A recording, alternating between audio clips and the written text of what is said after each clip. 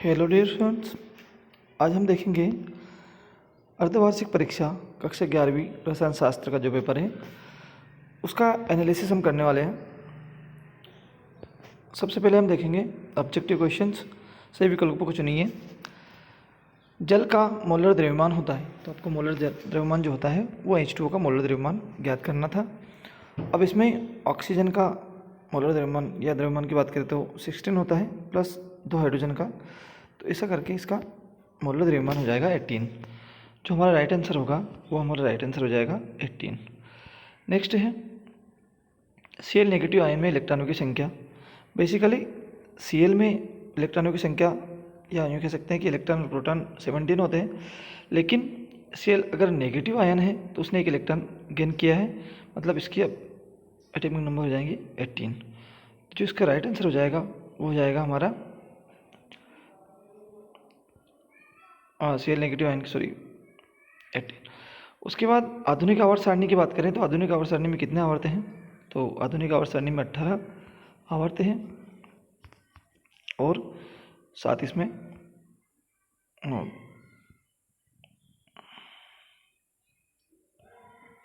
आधुनिक आवर्त सारणी में आवर्त की अगर हम बात करें तो 7 है और वर्ग की अगर हम बात करें तो 18 वर्ग है। उसके बाद जल के अणु या H2O की बात करें में बंध कोण का मान होता है तो 104.5 डिग्री इसमें बंध कोण मान होता है। हेस के नियम या हेस का नियम किससे संबंधित है? हेस का नियम होता है अभिक्रिया उष्मा में परिवर्तन या उष्मा संकलन का नियम भी उसे कहा जाता है। नेक्स्ट है K2Cr2O7 में Cr की ऑक्सीकरण संख्या यानी कि क्रोमियम की ऑक्सीकरण संख्या हमको ज्ञात करना है। तो इसका एक फार्मूला होता है, जिसको भी हमको निकालना है उसको हम एक समान लेते हैं और इधर उधर के जो आजू बाजू इनको हम प्लस कर देते हैं। तो पोटेशियम की संयोजकता 1 होती है और इसका 2 से अगर इंटू करेंगे तो 2 हो जाएगी, और -2 ऑक्सीजन की होती है, उसका 7 से करेंगे तो -14 हो जाएगी इक्वल टू 0। इसको कैलकुलेशन अगर हम करते हैं तो 14 में से 2 जाएंगे तो -12 बचेंगे। 12 को अगर हम 2 से या 100 को इधर रख के 2 से भाग देंगे तो 2 से अगर भाग दिया जाएगा तो इसका 6, यानी हमारी ऑक्सीकरण संख्या आ जाएंगी 6। एथिल एल्कोहल का IUPAC नाम हमको लिखना है। एथिल एल्कोहल को हम इथेनॉल के नाम से भी जानते हैं, तो इथेनॉल इसका IUPAC नाम हो जाएगा। रिक्त स्थानों की पूर्ति कीजिए। रिक्त स्थानों की पूर्ति करना है, इसमें हमको देखना है बेंजीन के खोजकर्ता का नाम है, बेंजीन के खोजकर्ता का नाम है फेराडे।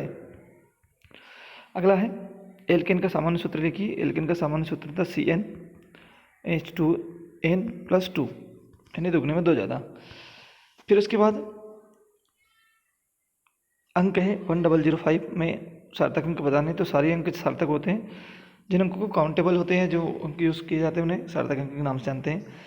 नाइट्रोजन का आयनन विभव ऑक्सीजन से अधिक होता है, मतलब हम कह सकते हैं कि प्रथम आयनन विभव तो ऑक्सीजन से कम होता है, सॉरी अधिक होता है, लेकिन द्वितीय आयनन विभव ऑक्सीजन से कम होता है। तो इसमें पूछा गया आयनन विभव, तो हमको लिखना है अधिक ही होगा।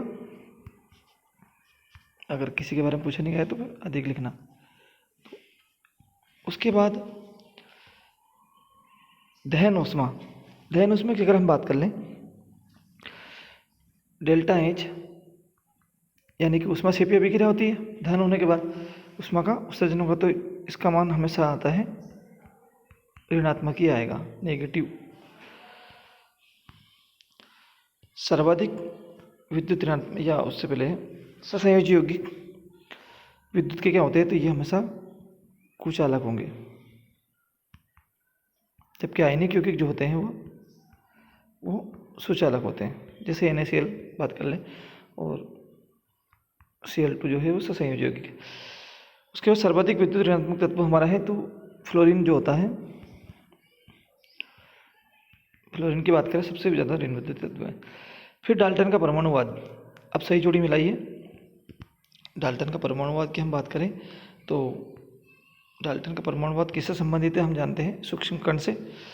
फिर अगर हम बात करें एनोड किरणों पर हमेशा धनावेश होता है। अष्टक नियम किसने दिया, तो अष्टक नियम हमारा न्यूलैंड ने दिया है।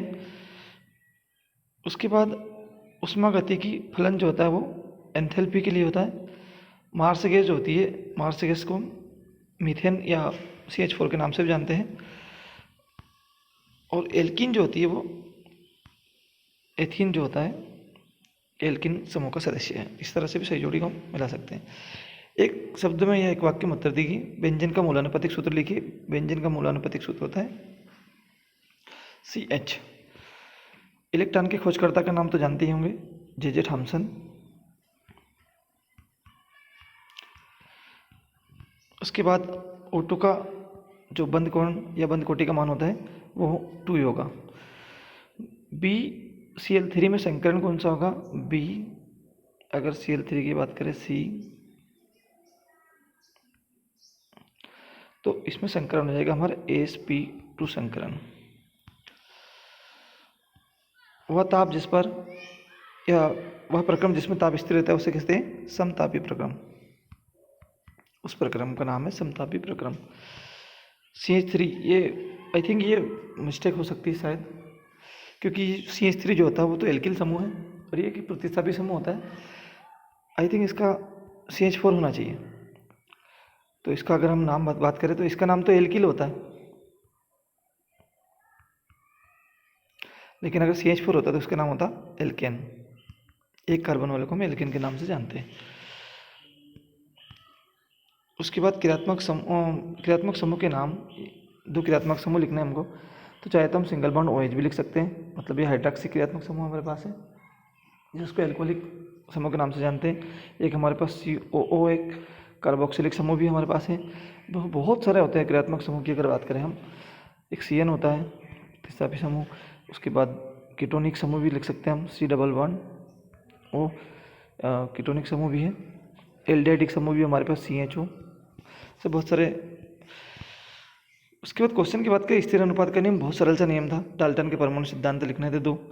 उसके बाद ये मोलर था या मूलानुपातिक सूत्र ज्ञात करना था। फिर एक इलेक्ट्रॉन 3D कक्षकों में है, तभी N L व M के संभावित मान, तो आपको क्वांटम संख्या निकालनी है इसमें। कभी अगले वीडियो में इस समय मिला तो कैथोड किरणों के 2 गुण लिखने थे, इलेक्ट्रॉन प्रोटॉन तथा न्यूट्रॉन के आधार पर निम्न बिंदुओं के, तो इलेक्ट्रॉन के खोजकर्ताओं के नाम लिखना और उसके ऊपर आवेश कौन सा होता है।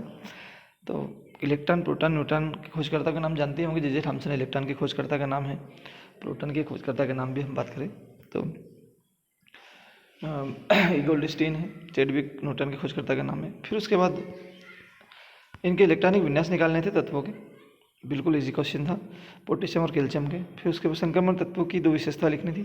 संक्रमण तत्व डी ब्लॉक के तत्वों को संक्रमण तत्व के नाम से जानते हैं। ये तत्व प्रवृत्ति संयोजकता दर्शाते हैं, रंगीन आयन बनाते हैं। आयनन विभव को समझाना था, जब कोई भी परमाणु या कोई भी उदासीन परमाणु में से इलेक्ट्रॉन निकालने के लिए जो आवश्यक ऊर्जा होती है उसे हम आयनन विभव के नाम से जानते हैं। फिर उसके बाद विद्युत संयोजी यौगिक तथा सहसंयोगी में अंतर लिखने थे। विद्युत संयोजी यौगिक जो होते हैं वो जनरली आयनिक बंध से बनते हैं, और सहसंयोजी यौगिक की बात करें तो ये सहसंयोजक बंध या इलेक्ट्रॉनों के साझी के द्वारा बंध बनते हैं। विद्युत संयोजी यौगिक जो हम बात कर लें कि जो विद्युत के सुचालक होंगे, जबकि सहसंयोजी यौगिक विद्युत के कुचालक होंगे। उदाहरण भी बताना था कि आयनिक बंध का उदाहरण है NaCl, और सहसंयोजी बंध का उदाहरण Cl2 लिख सकते हैं, O2 लिख सकते हैं।